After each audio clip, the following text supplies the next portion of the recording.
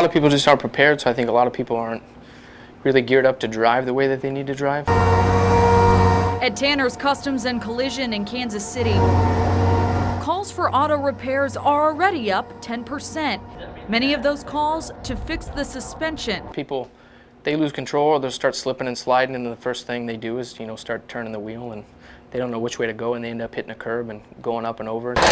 A great way to keep yourself out of an auto body shop, making sure your wheels are safe for conditions. It depends on how much you're driving. So if you're driving a lot, snow tires make sense. Zohr is a new company in Kansas City that'll change your tires on the spot.